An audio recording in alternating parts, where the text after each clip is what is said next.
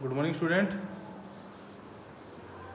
आज हम class 8 science का जो चैप्टर चल रहा था हमारा first crop production and management, जिसमें हम पढ़ रहे थे स्टोरेज के बारे में लास्ट टाइम। ठीक है, इससे पहले हमने पढ़ लिया था किस तरह से फसलों की कटाई होती है, किस तरीके से इसको उगाया जाता है, क्या क्या स्टेप काम में आते हैं, क्या क्या टूल्स काम में आते हैं। ठीक है, वो सब डिस्कस किया था। और आज हम लास्ट का टॉपिक है स्टोरेज, वो पढ़ेंगे कि मतलब पूरा प्रोसेस कंप्लीट होने के बाद, मतलब फसल लगाने से लेकर काटने तक, ठीक है, उसके बाद जो उसके स्टोरेज किया जाता है, यानी इसको स्टोर करके रखा जाता है, किस तरीके से स्टोर किया जाता है ताकि ये ख़राब ना हो, तो वो हम डिस्कस करेंगे आज के इस वीडियो में। और इससे पहले कि आज आई थिंक ये चैप्टर कंप्लीट हो जाएगा, थोड़ा बहुत बुक वर्क है जो भी इसके देख लेंगे, और साथ साथ में आप इसको रीड करते चलिए घर पे भी। ठीक है, क्योंकि रीड करेंगे जब भी आपको इसकी मतलब जब क्वेश्चन करेंगे तब उसको आपको समझ में आएगा, तो आपको इसको मीनिंग पता होने चाहिए चैप्टर के। ठीक है, कि चैप्टर क्या कह रहा है, ठीक है, कौन सी लाइन का क्या मीनिंग है, वो सब आपको पता होना चाहिए। तो पेज नंबर है आपका 11, टॉपिक नंबर है 1.9 स्टोरेज। कह रहा है storage of produce is an important task, कि स्टोरेज करना एक बहुत बड़ा इंपॉर्टेंट टास्क है। If the harvested grain are to be kept for a longer time, यानी जो भी फसल आपने काटी है उसको अगर आपको लंबे टाइम तक सुरक्षित रखना है, they should be safe from moisture, insect, rats and microorganism. तो इनको जो कीड़े होते हैं, चूहे होते हैं जो फसलों को खा जाते हैं, उन सबसे बचा के रखना पड़ेगा। Harvested grains have more moisture, यानी जो हार्वेस्टेड कटने के बाद जो फसल आती है उसमें काफ़ी ज़्यादा मॉइस्चर लगने के चांसेस रहते हैं। If freshly harvested seeds are store without drying, they may get spoiled और attacked by organism making them unfit for use और फॉर जर्मिनेशन। यानी अगर आप जो बीज होते हैं जो तो उनको बिना सुखाए हुए रख देंगे, ठीक है, तो उसमें बहुत जल्दी माइक्रो ऑर्गेनिज्म लग जाते हैं, फिर वो आपके यूज़ के लिए नहीं रहते हैं। And before storing them, the grains are properly dried in the sun to reduce the moisture in them. तो इनको स्टोरेज करने से पहले आपको इनको अच्छी तरीके से प्रॉपर धूप की रोशनी में, ठीक है, यानी धूप में आपको इसको अच्छे से सुखा लेना है। This prevents the attack by insect, pets, bacteria and fungi. तो इससे क्या हो जाता है, सुखाने के बाद इन पे जो फंगीज लगती हैं, बैक्टीरिया लगते हैं, उनसे चांसेस कम रहते हैं। आगे farmer store grain in jute bags और मेटेलिक बीन्स, यानी फार्मर इसको कहाँ स्टोर करते हैं, जूट बैग और मेटेलिक बीन्स में, जो जूट के बैग आते हैं उसके अंदर। However, large scale storage of grain is done in silos and granaries to protect them from pests like rats, insect. Figure 1.10 NB, यानी अगर आप ज़्यादा मात्रा में हैं ग्रेन्स तो इनको स्टोरेज करने के लिए सिलोज, यानी जो आप कह सकते हैं कि भूमिगत कक्ष होते हैं, और ग्रेनरीज होते हैं जिसको हम कह सकते हैं भंडार करते हैं जहाँ पर, ठीक है, तो वहाँ पर इनको सुरक्षित रखा जाता है। Dried neems leaves are used for storing food grains at home, जैसे घर पे भी अगर आप इसको रखते हैं तो इसके अंदर सूखी नीम की पत्तियाँ डाली जाती हैं ताकि इसमें बैक्टीरिया ना लगे। For storing large quantity of grains in big godown, specific chemical treatment and required to protect them from pets and micro organism. और अगर आपके पास मात्रा ज़्यादा है ग्रेन्स की, यानी लार्ज स्केल पर काफ़ी ज़्यादा है, तो इनको गोदाम जो आते हैं उसमें रखा जाता है, केमिकल्स के थ्रू इनको सेव किया जाता है। आगे फूड फ्रॉम एनिमल्स, टेबल दे रखी देखिए एनिमल से कौन कौन से फूड मिलते हैं। जैसे मिल्क मिलता है हमें काउ से, बफेलो से, शी से, गोट से, शी कैमल, इन सब से हमें मिल्क मिलता है। आगे after completing this table you must have seen that like plants animals also provide us with different kind of food, यानी इस टेबल से ये पता लगता है कि हमें प्लांट्स और एनिमल से भी अलग अलग टाइप के फूड मिलते हैं। Many people living in the coastal areas consume fish और as a major part of their diet. कई पीपल जो है किसका यूज़ करते हैं, फिश का यूज़ करते हैं अपनी डाइट में। In the previous class you have learn about the food that we obtain from plants, और हमने इससे पहले क्लास में पढ़ चुके हैं 6th क्लास में कि प्लांट से हमें कौन कौन से फूड मिलते हैं। We have just seen that the process of crop production involves a number of steps like selection of seeds, sowing, etc. और आज चैप्टर में हमने क्या पढ़ा है कि क्रॉप प्रोडक्शन करने के लिए हमें काफ़ी ज़्यादा स्टेप लेने पड़ते हैं, जैसे कि हो गया सिलेक्शन ऑफ सीड, शोइंग, ये सब। Similarly animals reared at home और in farms have to be provide with proper food. इसलिए अगर आपके पास कोई पेट्स है, ठीक है, एनिमल्स है, जो भी है, तो उसको भी आपको प्रॉपर फूड देना पड़ेगा। Shelter and care, When this is done on a large scale, it is called animal husbandry. यानी अगर आप इसको आपके पास ज़्यादा बड़े स्केल पर एनिमल्स है, काफ़ी ज़्यादा एनिमल्स है, उनका आप देखभाल करते हैं, उनकी केयर करते हैं, तो इसको बोलते हैं एनिमल हस्बेंड्री. आगे लिखा है fish is good for health. Fish health के लिए अच्छी है. We get cod liver oil from fish which is rich in vitamin D. हमें फिश से क्या मिलता है? कोड लीवर ऑयल, जो कि जिसमें विटामिन डी काफ़ी अधिक मात्रा में पाया जाता है. ठीक है, तो ये था आपका chapter number first, crop production and management. Last में आपको बताया गया स्टोरेज कैसे किया जाता है. इसको स्टोरेज करने के बड़े बड़े तरीके, कई सारे तरीके हैं. इनको जैसे गोडाउन में रखा जाता है, गोदाम में, और अंडरग्राउंड में रखा जाता है, और इसके अंदर कई सारी केमिकल्स भी, जो बड़े बड़े गोदाम होते हैं उसमें केमिकल्स के थ्रू इनको बचाया जाता है. फिर अगर आप घर में इनको रखते हैं तो घर में इतनी बड़ी मात्रा में नहीं होता है स्केल पे, लार्ज स्केल पे, तो उसमें आप नीम की पत्तियाँ डाल के, सूखी नीम की पत्ती डाल के भी इनको बचा सकते हैं फंगीज, बैक्टीरिया, इन सब से. और इसके लिए आप दूसरी चीज़ में ये बताएगी कि इसमें आप जब भी आप ग्रेन्स को स्टोरेज करते हैं तो इनको जो भी सीड्स होते हैं उनको पहले आप अच्छे से प्रॉपर धूप में सुखा लेंगे. कि सूखे हुए, अगर आप बिना सुखाए हुए इसको रख देंगे तो इसमें मॉइस्चर बहुत जल्दी से लग जाता है, जिससे ये फसल खराब हो जाती है और फिर आपके यूज़ में नहीं होती. तो इसको प्रॉपर तरीके से पहले आपको अच्छे से सुखा लेना है, ताकि इसमें जो भी मॉइस्चर, फंगस, बैक्टीरिया लगते हैं वो लगने के चांसेस कम हो जाए. ठीक है, आगे हम देखेंगे question answer exercise page number 13 पे. नीचे है, नीचे लिखा है select the correct word from the following list and fill in the blanks. यानी आपको कुछ ऑप्शन दिए गए हैं ऊपर, ठीक है, और नीचे फिर आपको फिल इन द ब्लैंक्स दिए गए हैं. इन ऑप्शनों में से जो करेक्ट ऑप्शन है वो आपको इस ब्लैंक्स में फिल करना है. ठीक है, जैसे कि पहला है इसमें the same kind of plant grown and cultivated on a large scale at a place is called dash. यानी किसी एक टाइप के प्लांट को आप बड़े स्केल पर उगाते हैं, ठीक है, तो उसको हम बोलते हैं क्रॉप. ये क्रॉप की डेफिनेशन भी होती है. अगर व्हाट इज अ क्रॉप आ जाए तो आप ये डेफिनेशन उसमें लिख सकते हैं. सेकेंड है be the first step before growing crops is dash of the soil. यानी सबसे पहला स्टेप क्या होता है किसी भी फसल को उगाने से पहले? तो इसका होता है प्रिपरेशन ऑफ सोइल. इसमें आ जाएगा प्रिपरेशन, तो लिखा हुआ है preparation.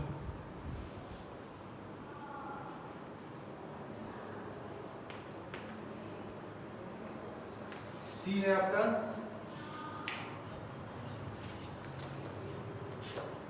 Damage seeds would dash on top of water. यानी जो खराब सीड्स होते हैं, भी होते हैं, वो क्या करते हैं? पानी के ऊपर तैरते रहते हैं. इसमें लिखा फ्लो.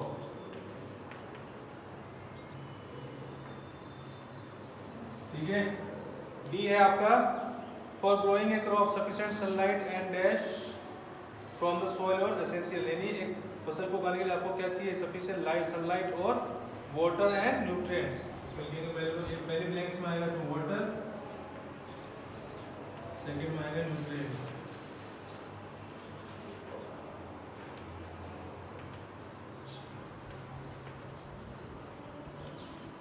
ठीक है, ये होगा फिल इन द ब्लैंक्स आपका. अब सेकंड है आपका मैच द फॉलोइंग. ठीक है, column A and column B आपको मैच करना है. तो पहला है खरीफ क्रॉप. खरीफ क्रॉप कौन कौन सी होती है? पैडी एंड मेज. इसको रफ कर देता हूँ, पहले में देख लेंगे आप.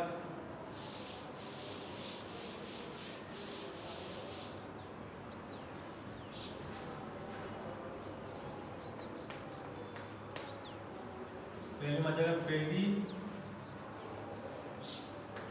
एंड मेज. ये आपका खरीफ क्रॉप हो गई. सेकेंड है आपका रबी क्रॉप. तो रबी क्रॉप हो जाएगी wheat, gram and P.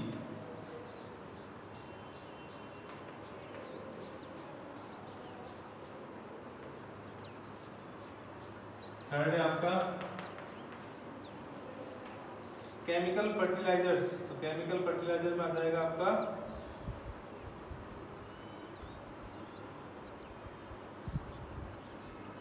Urea and super फास्फोरेट.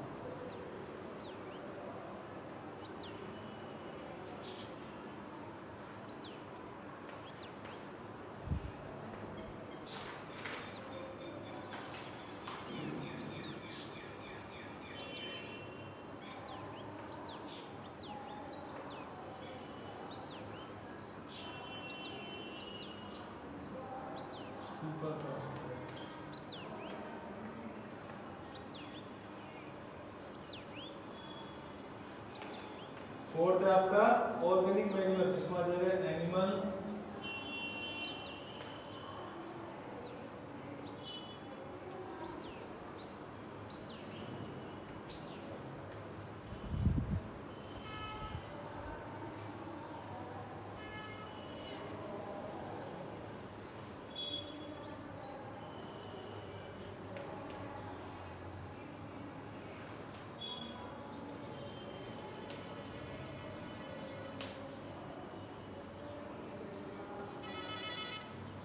ठीक है। ये था आपका मैच द फॉलोइंग। इसमें पहला था खरीफ क्रॉप जिसमें आपने लिख दिया पेडी एंड मेज। सेकंड था आपका रबी क्रॉप, उसमें आपने लिखा wheat gram and P.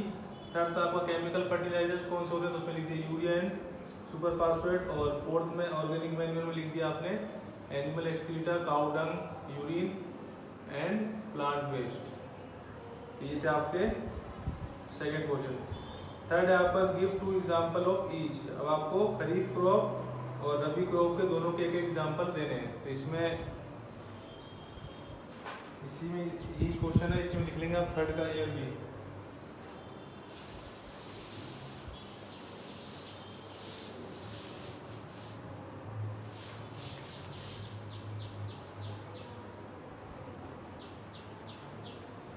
Third का ए हो जाएगा ये और बी हो जाएगा ये।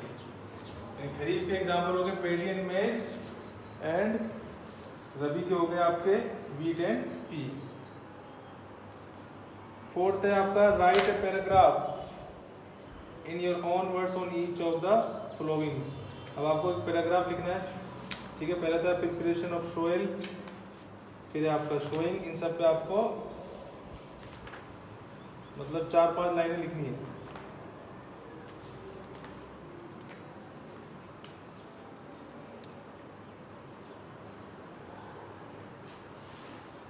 ठीक है, बुक में भी है इसका आंसर और आप पहले पढ़ चुके हैं सब, preparation of soil, showing, weeding and threshing. तो आप बुक में से भी लिख सकते हैं, बट पूरा नहीं लिखना है, कुछ कुछ लाइनें लिखनी है। तो मैं लिखा देता हूँ आपको।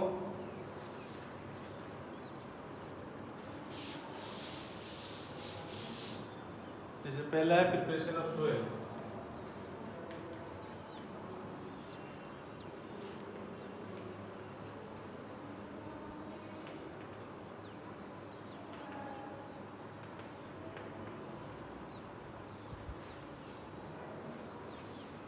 लिखेंगे आप the preparation of soil is the first step before growing a growth. सारी लाइन लिखनी है आपको, इम्पोर्टेंट लाइन लिखनी है।